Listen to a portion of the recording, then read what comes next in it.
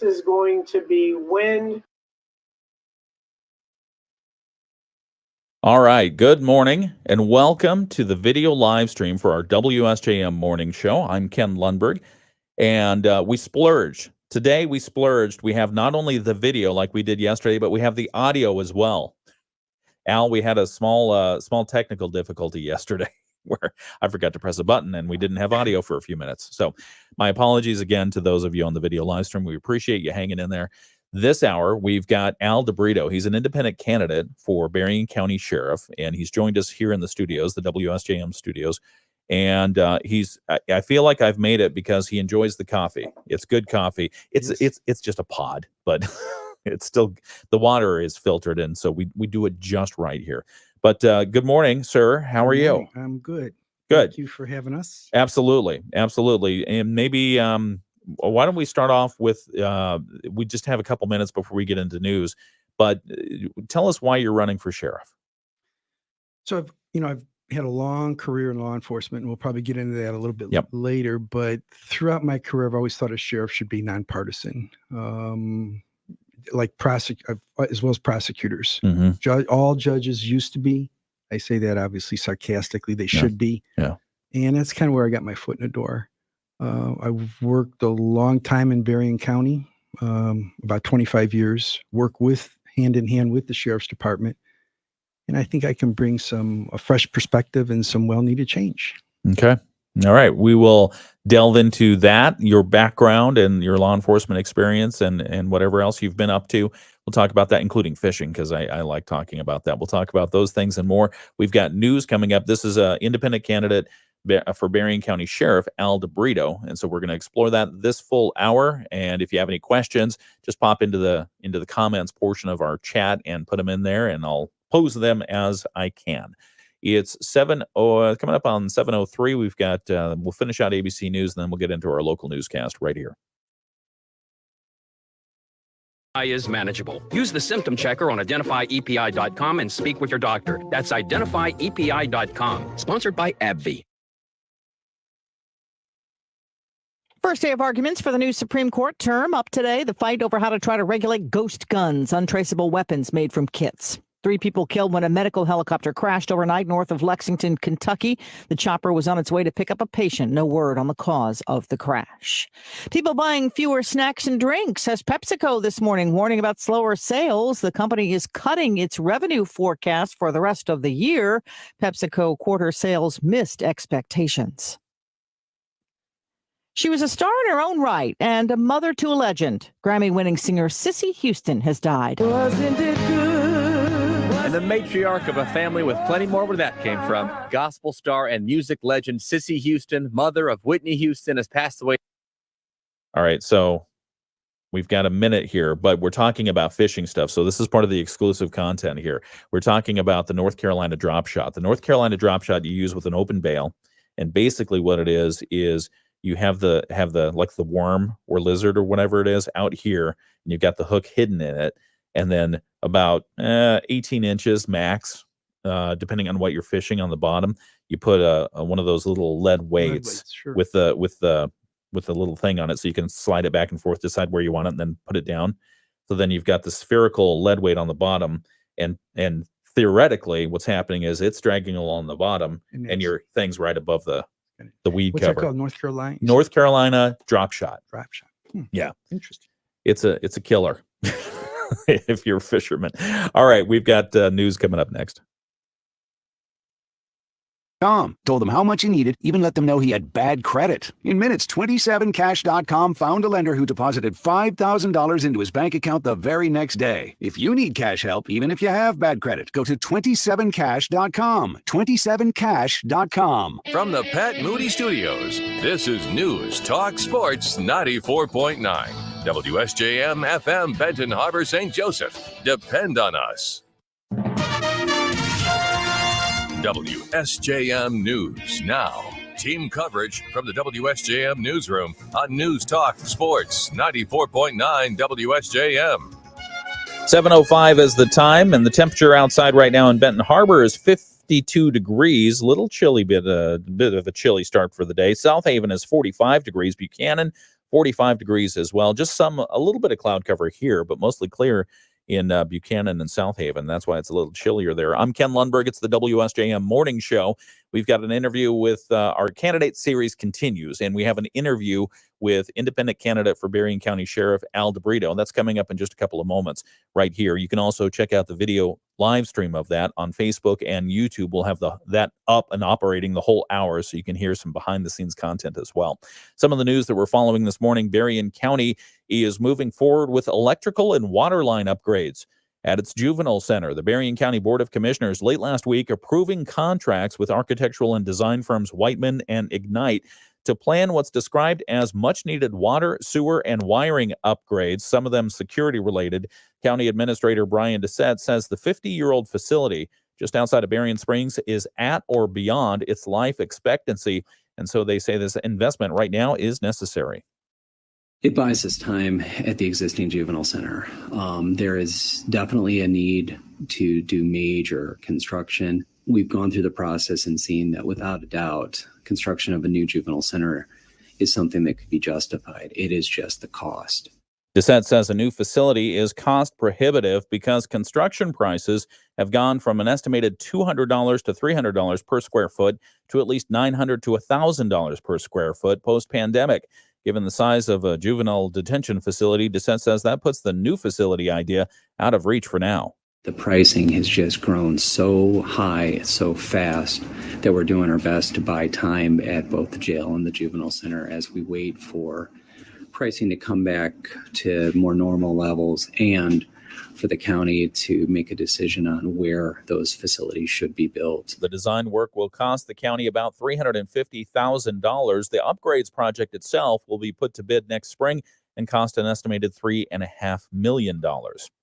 We told you about this earlier this morning. Benton Harbor City Commissioners have approved a plan to start charging for parking in downtown lots.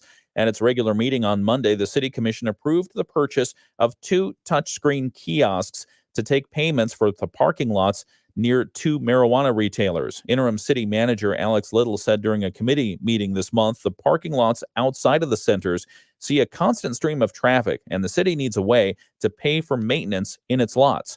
The plan is to install the paid parking kiosks in the lots outside of Nobo at the corner of Main and Water Street and the Block Dispensary at the corner of Main and 6th Streets. Commissioners on Monday approved the kiosk purchases with no comment. However, Commissioner Ethel Clark Griffin said after the vote she's not happy with this. I am totally against that in the full board. I am totally against it for downtown. I think it's going to negatively affect the business owner down there. It's already limited parking. It's already, they having a hard time, customers finding parking. And now to be paid. The Commission's meeting packet from Monday says the 2 kiosks are intended to set up the initial phases of downtown parking. The cost of the kiosks about $16,700 plus an annual terminal cost of $960 per terminal in the first year, $1,140 per unit each year after. The city currently charges for parking at Gene Clark Park and nowhere else.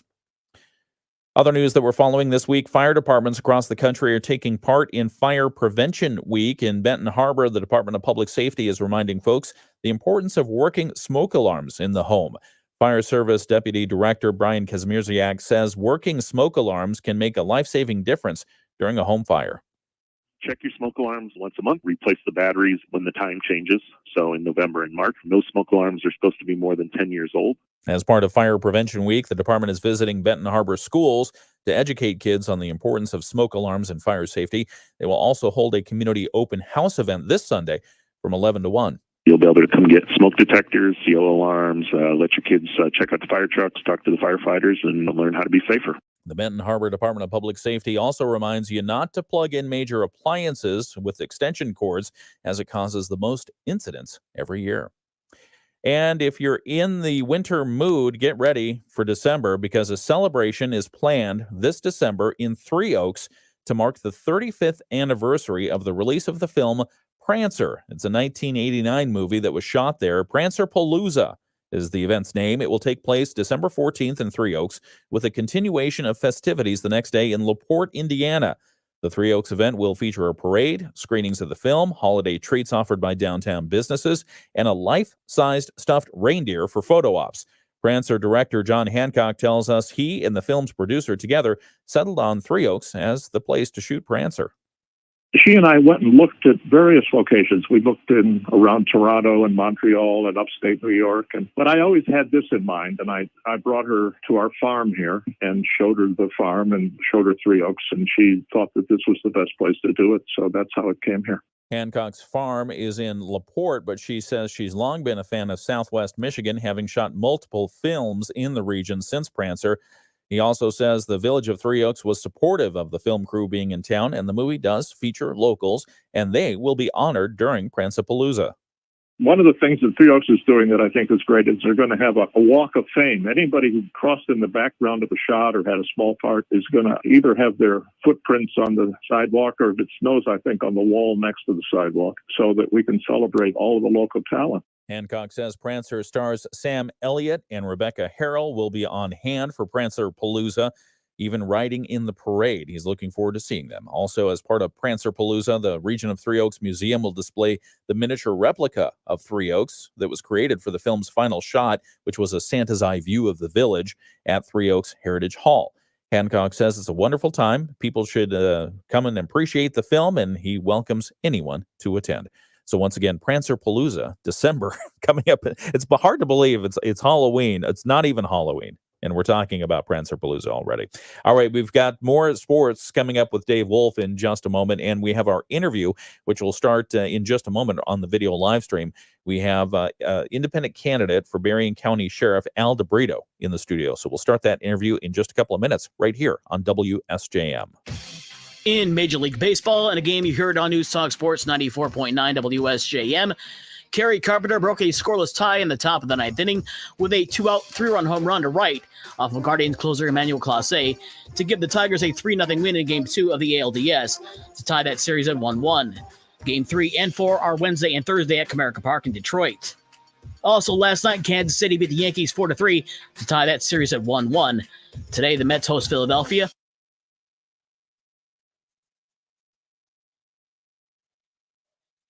All right, and good morning, and welcome back to the video live stream. All right. Oh, very good. Hey, Bill. Bill says, good morning, guys. Glad you have the sound on today. Sorry about that, Bill. Yes, we do have the sound on today. This is the video live stream, and so we're going to start our interview and give you the exclusive content. Our in-studio guest this morning is Al DiBrito, and he is an independent candidate for Berrien County Sheriff. And so we're very pleased to have you in the studio, Mr. DiBrito. Tell us a little bit. Why don't we start at the beginning? Tell us a little bit about yourself, who you are. Yeah, no. So I retired FBI agent, 24 years. Before that, I was a police officer in the Chicago suburbs. I was a police officer working in Des Plaines as a detective, working a bunch of bank robberies, partnered with the FBI. Back then in the 70s, I was fortunate enough to have a college degree, and back then most police officers or some police officers that came out of the academy, you didn't even need a high school education. So one thing led to another, discussions with some of the agents I was working with, and recruited and got hired by the FBI. Went through the academy and then ended up here in Michigan. Spent about 1.5 years in Saginaw. And then when opening opened up in St. Joseph, and I took advantage of that.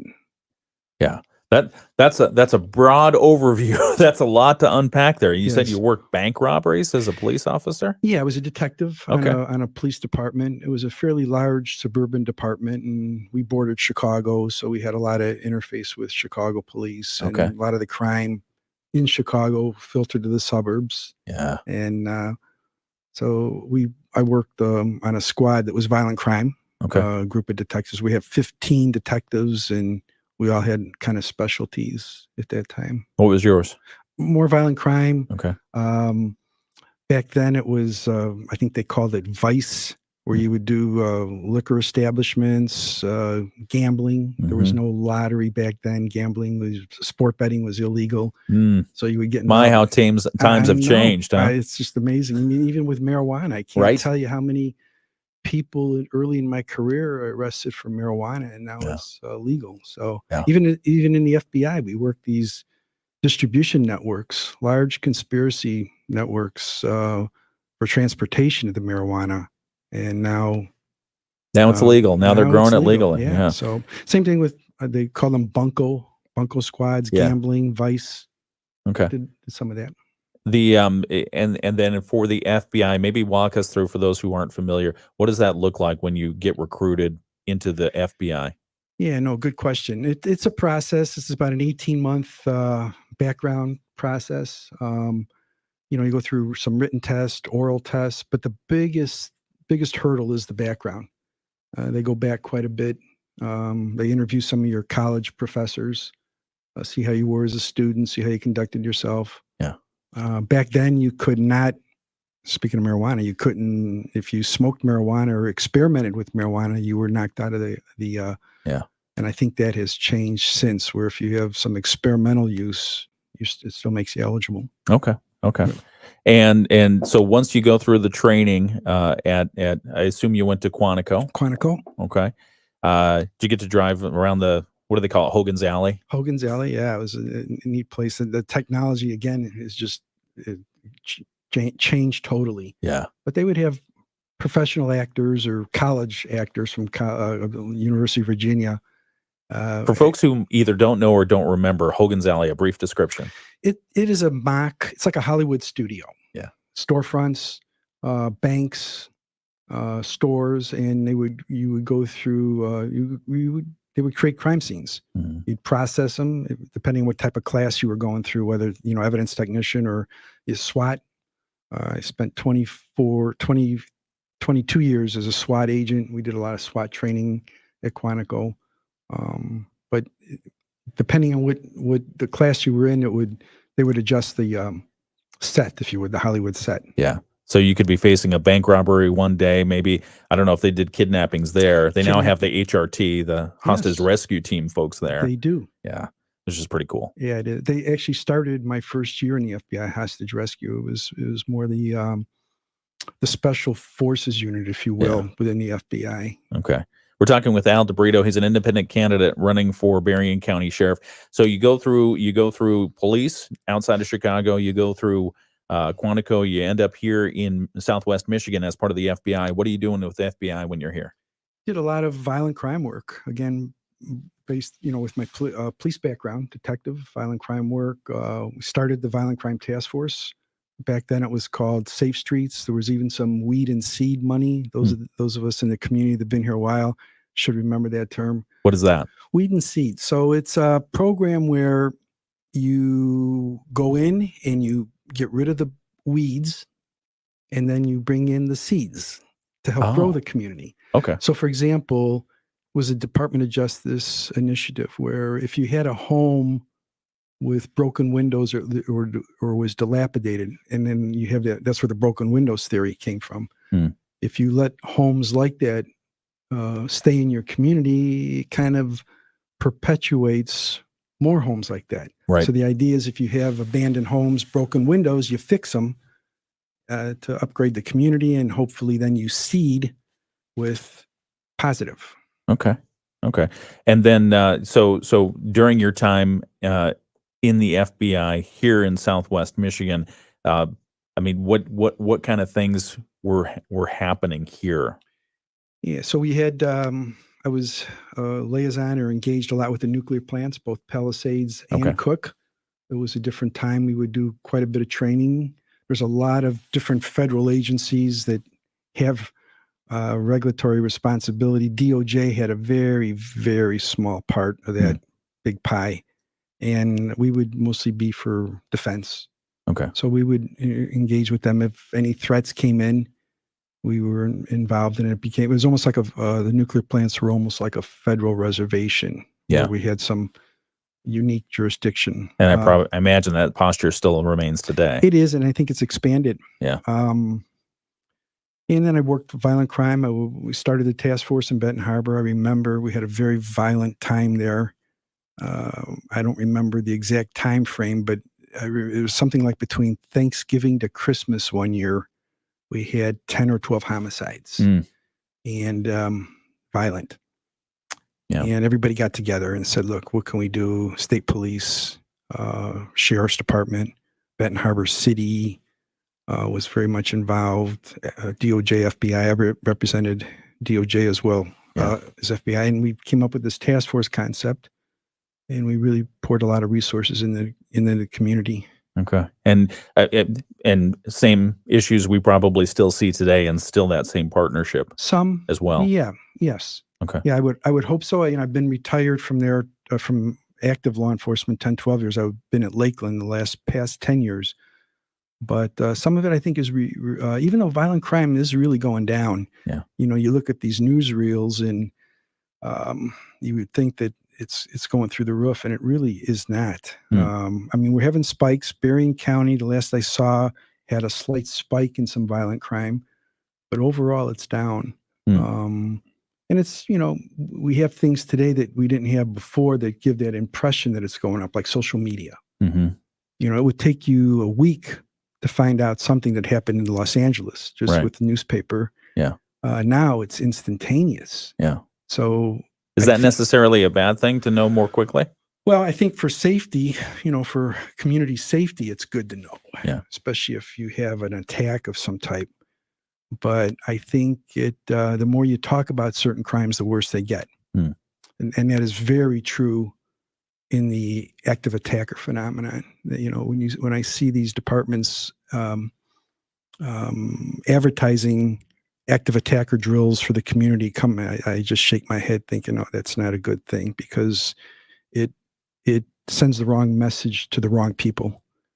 And so, even though we have to train and prepare for it, there's a way of doing it to keep it out of the media. Yeah, meaning it sends the wrong message, meaning that it kind of almost attracts people who are looking for that kind of attention. It validates their misguided thoughts. Okay. All right. We're talking. Go ahead. If that makes sense. Okay. Well, we're talking with Al DiBrito, independent candidate for sheriff. Okay, wrap up the FBI, and then where? So I leave the FBI. I go to work for the city of St. Joe for a couple of years. Was recruited to help merge fire, police, eliminate dispatch into a public safety department. Stayed there a couple years. Didn't make too many friends. Yeah, how did that go? Well, I learned a lot. Okay. It was a very I stayed to my course where I was hired to do. I think St. Joe has a very successful public safety department to this day, but it was a time when positions were being eliminated, cuts. Clearly, firemen at that time did not want to be policemen. And so we just, but like I said, I learned a lot in the process. I grew from it. Yeah. Yeah. And it was a contentious time for you personally, because there was eventually an out-of-court settlement, right? There was. What, you want to talk about that? A little bit. It was over 10 years ago. I've like I said, I learned from it. I want to put it in my past, but there was probably one significant thing that, looking back, if I could change, I would, and that is, I had a direct report to the city manager, and that made it very difficult for the chief of police, and me as well. And we often had discussions about that. So, like I said, going forward, I think I brought some change, good change, revisited a lot of policies that needed update, and move forward. I can just sum it up with this. I'll share this with you. My first week at Lakeland, after leaving St. Joe, Dr. Hamill, he was one of the best bosses I ever worked for over at Lakeland. I was in the cafeteria sitting by myself having lunch, and I felt like a new kid at school in the cafeteria, and he sees me, comes over, and he basically says, you are welcomed here at Lakeland, where you were a threat, or viewed as a threat to St. Joe. And that kind of put it in perspective for me, that I was brought in not for positive reasons, more to cut and eliminate. And so, having said that, learned a lot. Yeah. Okay. We're talking with Al DiBrito, independent candidate for Berrien County Sheriff. We're going to explore a little bit more about what we were just talking about, and we're going to explore why you're running as an independent in a few minutes. But if you, let's see, what else? If you miss any part of this interview, you can go back to our Facebook page and click on videos and see it there. We are listening to the Bloomberg Report on the radio, so we'll be right back, and we'll continue this interview in a moment right here on WSJM. Hassey's Towing and Crane Service, 927-3681. Hassey's Towing, the trucks with the red, white, and blue.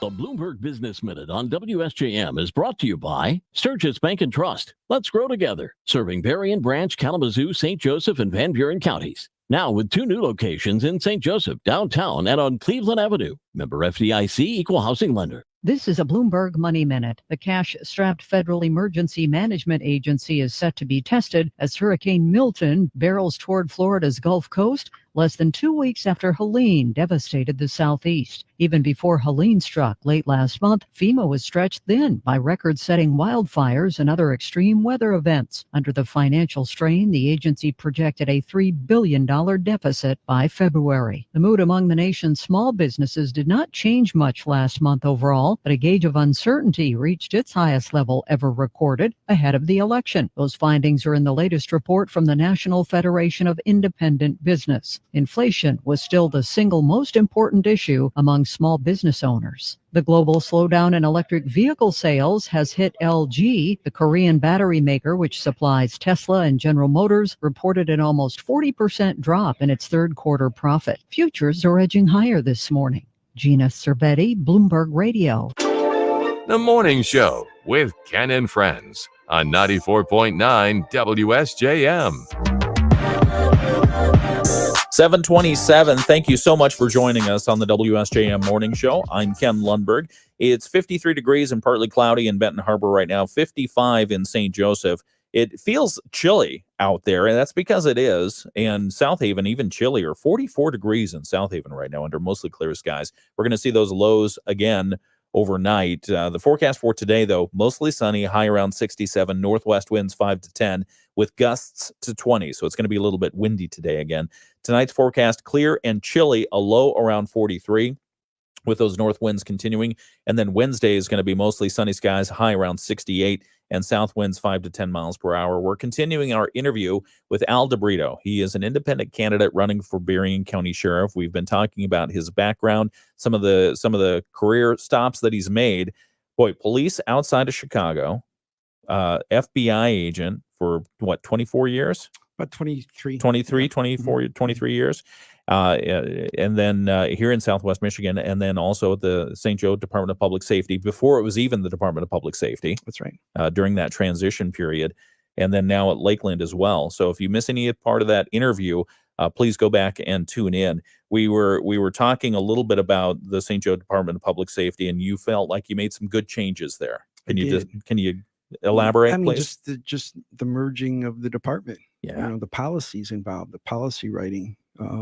St. Joe at that time, too, if I remember right, was really increasing their special events in the community. Every weekend there was some type of run, some type of market, and that was another directive I got out of the manager's office to make sure these events were safe. Yeah. And, provide the resources necessary. So something they really had never done before. So fast forward. So what year did you leave St. Joe Department of Public Safety, would you say? Oh, boy. 10 years ago? Yeah, about 10 years ago. Okay. Yeah. Fast forward to today. Mm-hmm. You've decided at some point you want to run for Berrien County Sheriff. Mm-hmm. Tell us about that decision. Yeah. So, I've had like I said, a very rewarding career in law enforcement. I've always thought that this partisan really should be more behind some of these positions. I was never a deputy at Berrien County, but I worked very closely, had a lot of great friends there, still do. And I would work side by side, and I got to learn the department through that experience. And as time went on, I could see where some change would be needed. I'm an advocate of term limits. I don't know what the magic number is. Yeah. 10, 12 years, and I could see that there was complacency developing over the previous sheriff's administration, 20 some years. And I could see the attitude change. I could see we're doing it my way type attitude versus more open and inclusive. And I think that's kind of what focused my attention to the campaign. What does that look like? In regards to, what do you mean? The attitude of complacency, or the attitude of this is the way we're going to do it. If you would hear comments like, if they don't like it, they can sue me. And by the time they get their money, or Berrien County's got deep pockets. The lawsuits skyrocketed within the last 10 years. The past sheriff came into the office shortly within the first year, I believe. 3 lieutenants filed a lawsuit for promotional issues. And when the sheriff retired, there's 3 to 5 lawsuits pending to this day. It's so, I mean, and that goes right to one of my points of improving morale.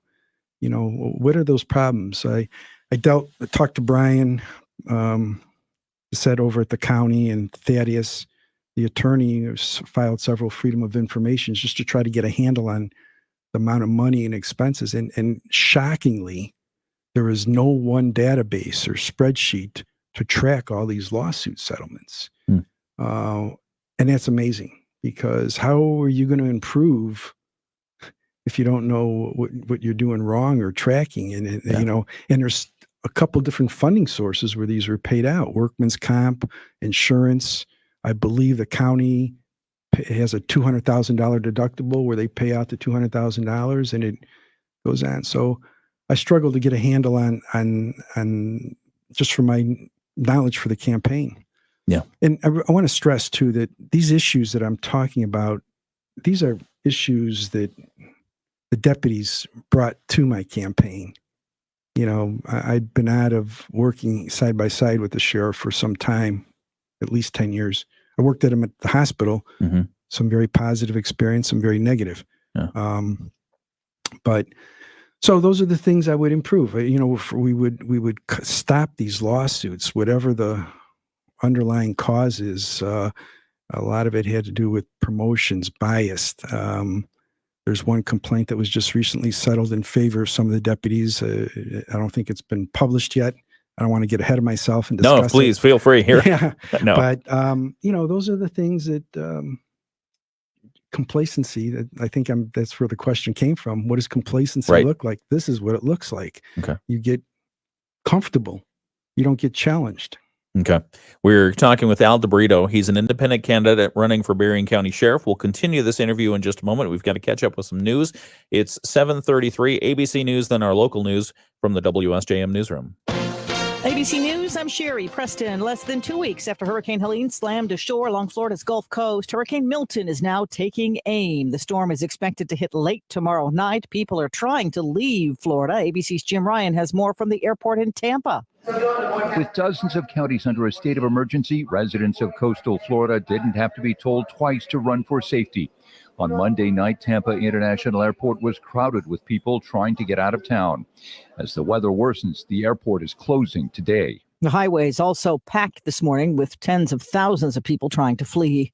Vice President Kamala Harris appearing on 60 Minutes saying of her November opponent, I believe in my soul and heart the American people are ready to turn the page. Donald Trump was extended an offer to appear on the program as well. Separately, he agreed, but at the last moment pulled out.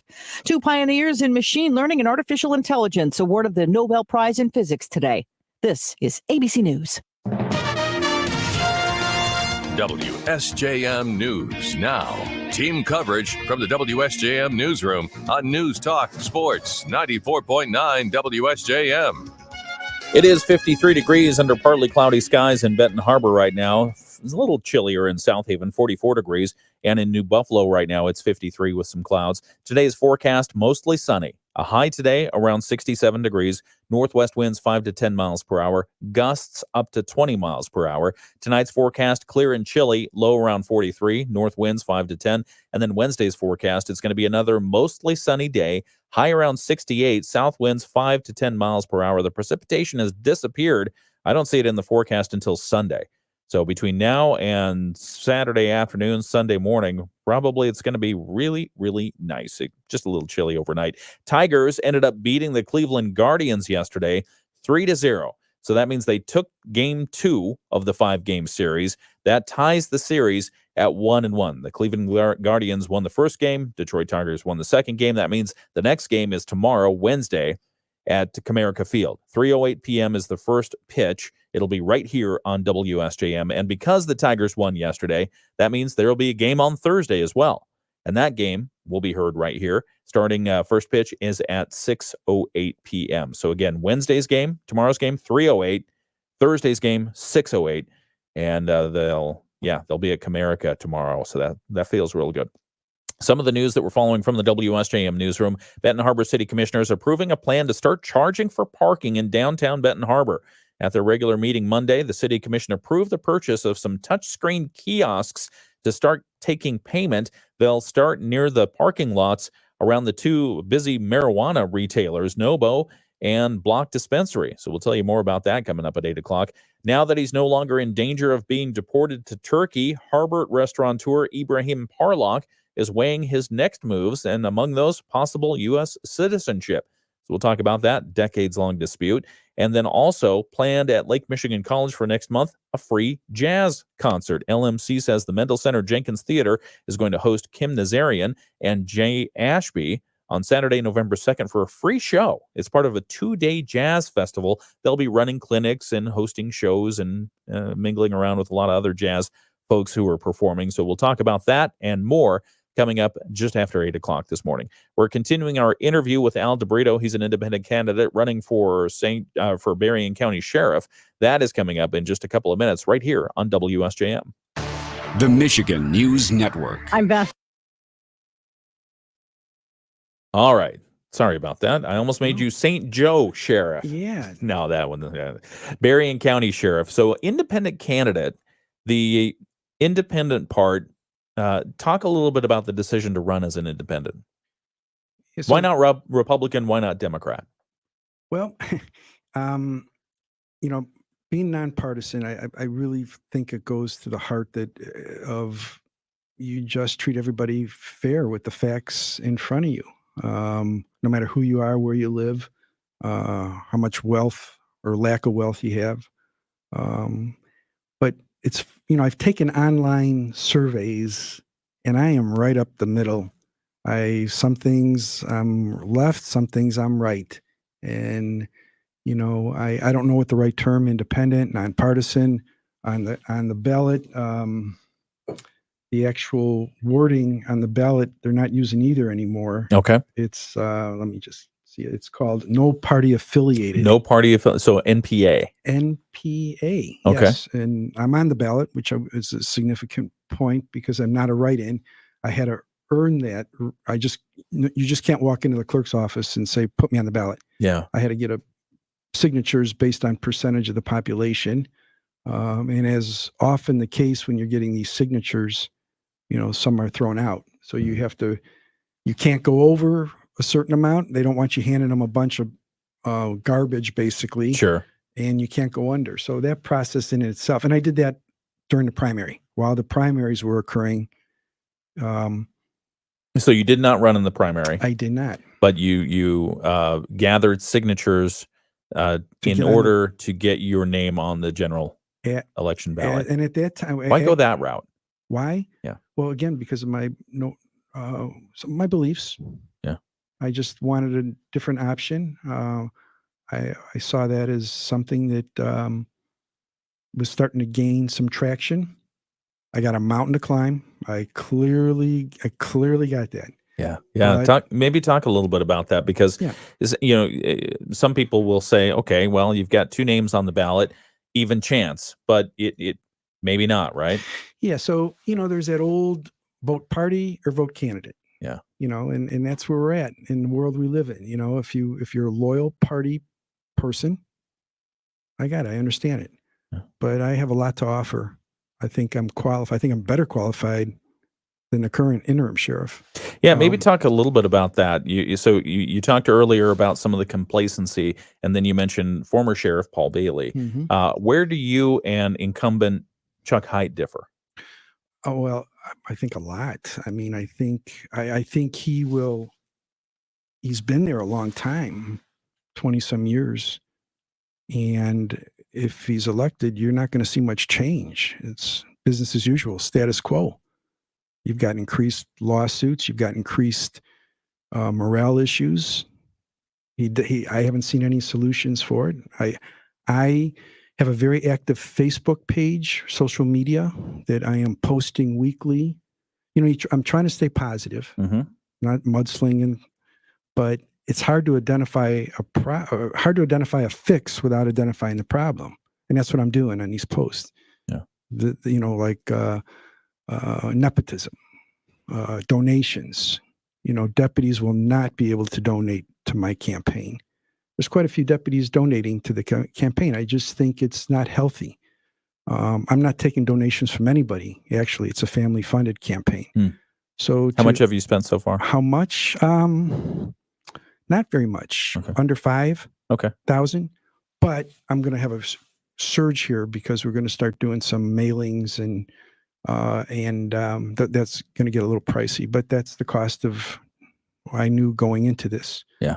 But so they're getting back where Chuck and I differ, where we differ a lot. I bring some new, fresh perspective, and he is the same old.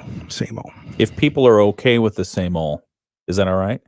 No, I think there's issues there that need to be addressed. Yeah, you mentioned the lawsuits and the morale. Maybe specifics would be helpful on the morale issue. What are you hearing there? Well, you can see by the lawsuits. I mean, people having to use that alternative than to sitting down and Are there specific cases that you're informed of on that? It's mostly I can't think of the term. Job action type stuff. But for example, the scheduling. Deputies wanted 12-hour shifts, 10 or 12-hour shifts, and there was very little movement. But I think one excuse I heard, I sat through the sheriff's interviews when Chuck was going through that, and a couple other candidates. These are when the 3-person panel was when Sheriff Bailey announced his retirement. Then there was a committee to appoint the new interim sheriff. Yes, and so you sat in on those interviews. Yeah, and I heard the excuse. Well, that's what the contract says.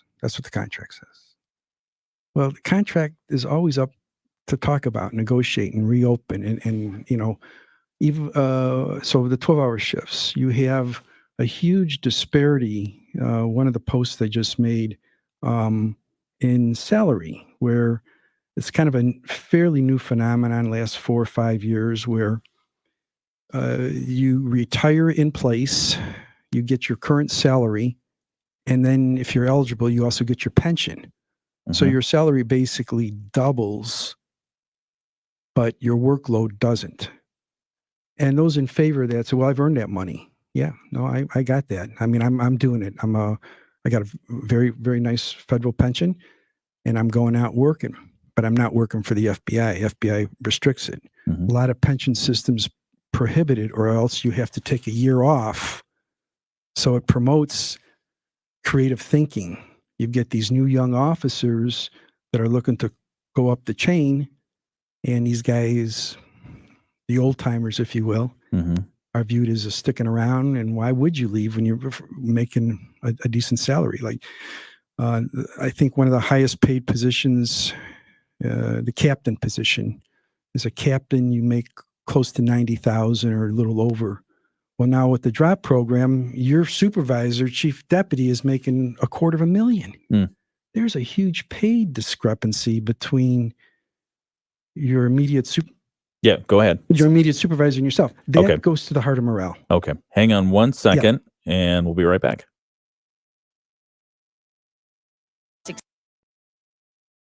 Again, tonight we'll drop down to 43, and tomorrow mostly sunny. Highs in the afternoon around 68. As we head into the end of the week, we'll start to see highs return into the low 70s. I'm Chief Meteorologist Carrie Peugeot. The Morning Show with Ken Lundberg on WSJM.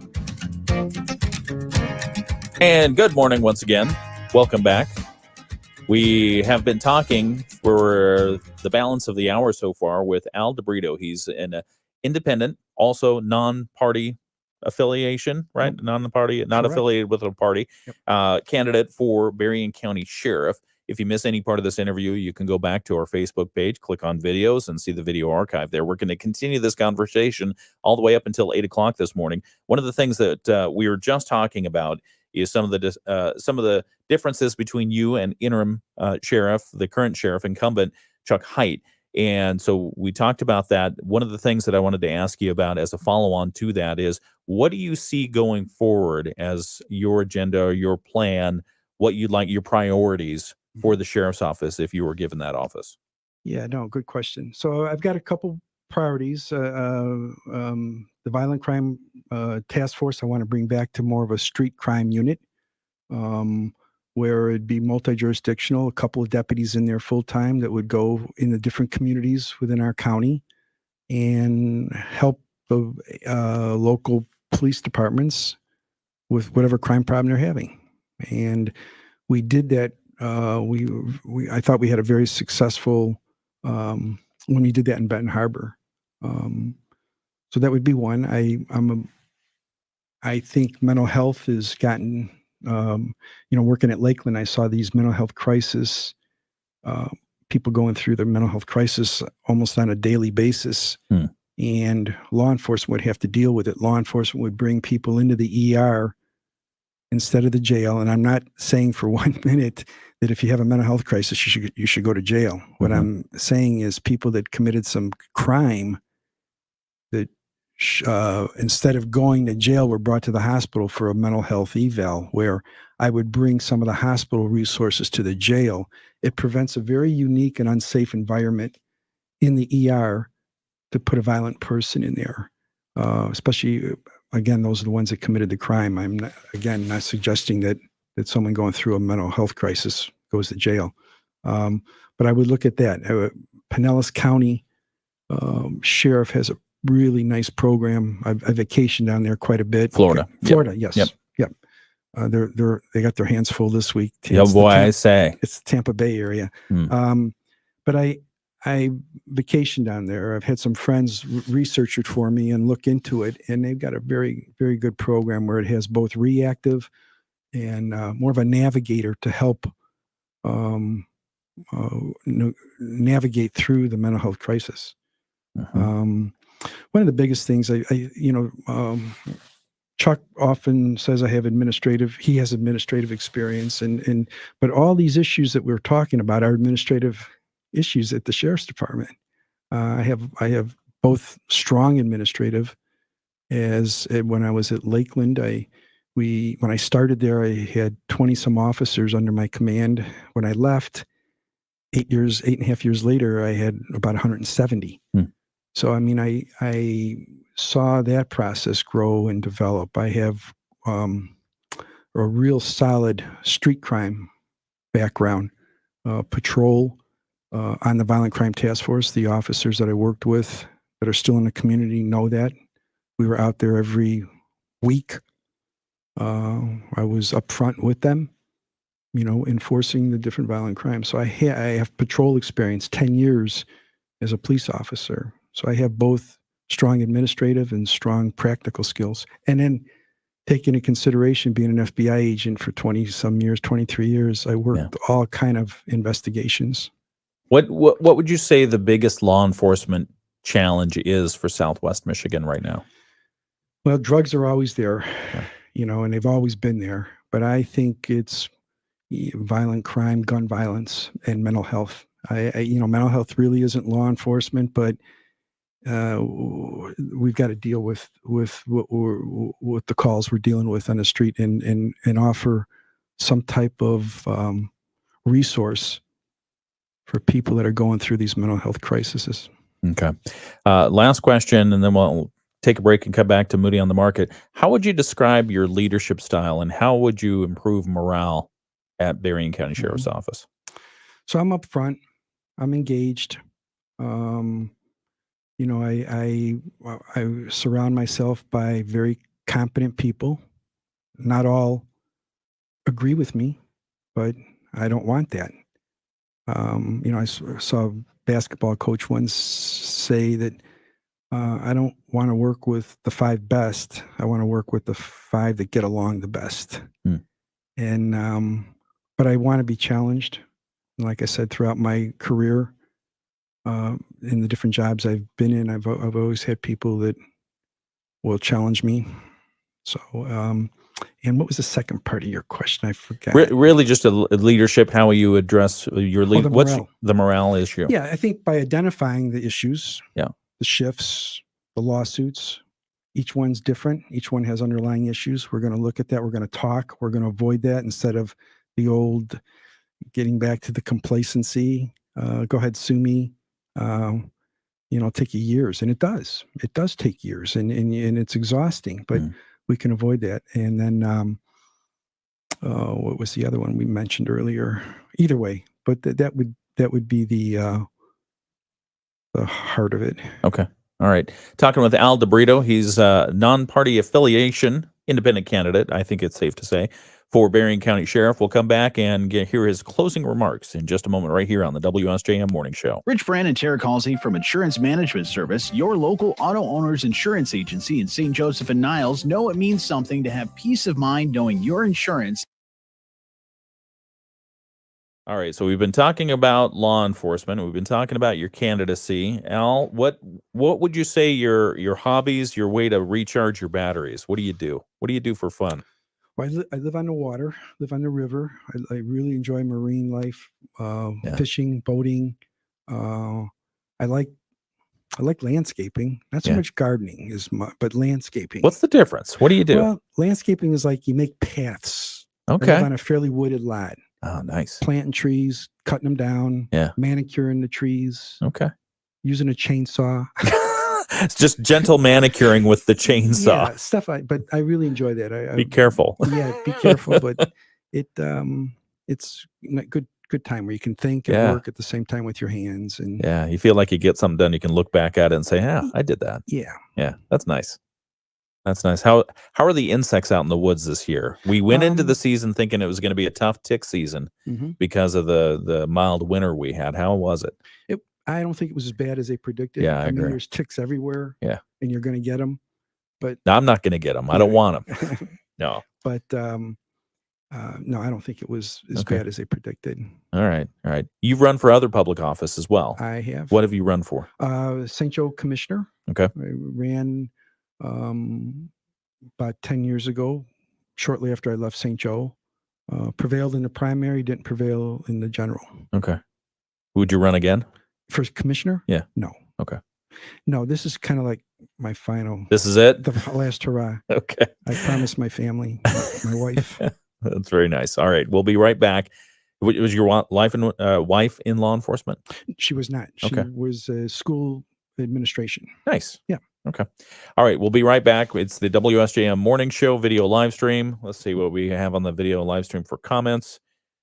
Let's see. Some comments for change. Some good morning. Good morning, Teresa. Teresa says, good morning, beautiful. And she's referring to Diane. And getting kind of cozy there. That's good. All right. We'll have more in just a moment right here on the WSJM Morning Show. Feel at ease with McGee's. Hi, I'm Scott McGee from McGee's Heating and Air Conditioning. When you call around to get estimates, you really need to ask, are the companies licensed? A mechanical contractor has to have a mechanical license, and there's several licenses within that one license. So you can have a license to install equipment, you can have a license to work on air conditioners, you can have a license to work on furnaces. If you have a license to work on air conditioners, you can't install air conditioners or install furnaces. If you have a license to work on a furnace, you can't work on an air conditioner or install an air conditioner or even install a furnace. There's a license to do installations, there's a license to service air conditioners, and there's a license to service furnaces. Without having all three of them, it kind of limits you to what you can do. So when you do call around to get multiple estimates, ask the companies, are you licensed? And what licenses do you carry? McGee's Heating and Air. Feel at ease with McGee's. The Morning Show with Ken and Friends on 94.9 WSJM. It's 7:55. That means it's time for the Moody on the Market update. And the Moody on the Market update is brought to you by Insurance Management Service. Call IMS today, your local auto owner's insurance agency in St. Joseph and in Niles. Part of the Moody on the Market update is our candidate discussion, interesting people you should know. And this is your opportunity to talk about why you want people to vote for you. So our independent candidate here is Al DiBrito. He's running for Berrien County Sheriff. The floor is yours. Okay, well, thank you for having this opportunity or presenting this opportunity.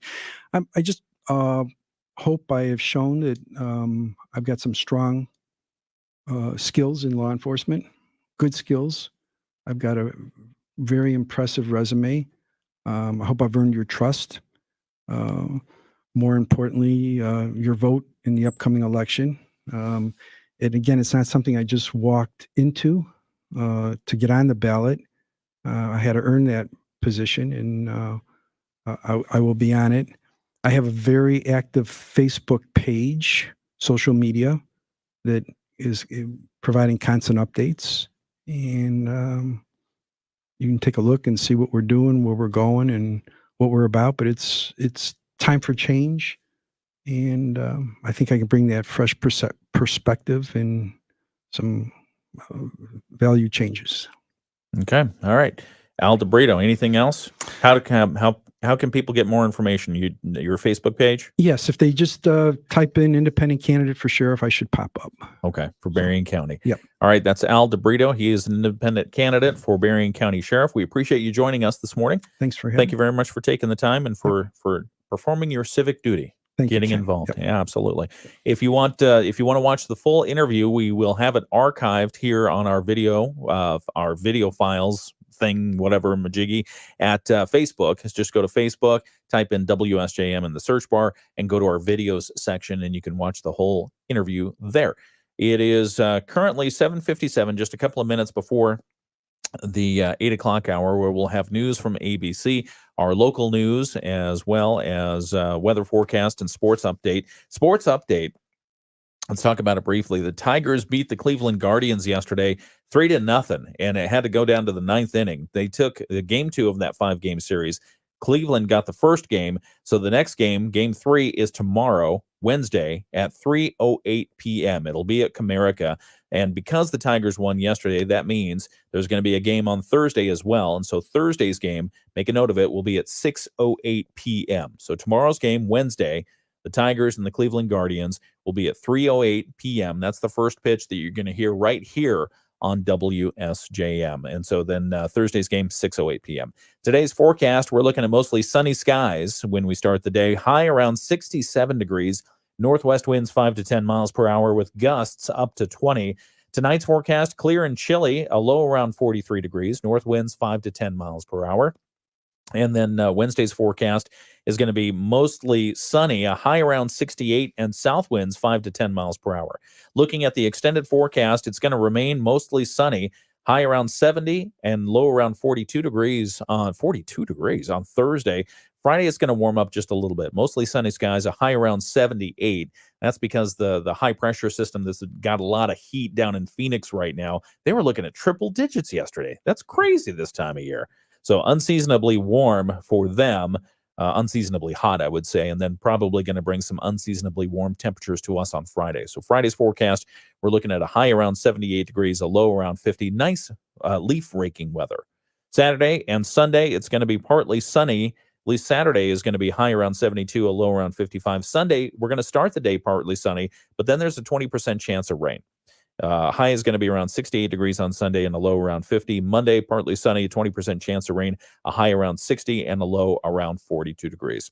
We've got more coming up in just a moment. The WSJM Morning Show continues again. If you missed any part of our interview with Al DiBrito, independent candidate for Berrien County Sheriff, just go back on our Facebook page and type in WSJM in the search bar and click on videos, and you can see the full video interview there. We went the whole hour talking about a lot of great things. So again, we thank Al DiBrito for coming into the studio, and we'll have more news coming up in just a moment. It's 8 o'clock. From ABC News, I'm Sherry. All right. Any last words? Thank you for joining us in the studio this morning, Al. Anything else? No, not that I haven't already said. Maybe look at, one of my priorities we really didn't touch too much on in the air was wasteful spending. And there's a whole list of things there that, again, look on Facebook for updates on some of that. Okay. Very good. All right. Al DiBrito, independent candidate for Berrien County Sheriff. Thanks for joining us. Thank you for joining us on the video live stream. We appreciate you. And we will actually talk with Chuck Haidt, the incumbent in that office. That's coming up Thursday. And so that's going to be the same time, same bat channel right here on WSJM. Thanks for joining us. We'll talk to you soon.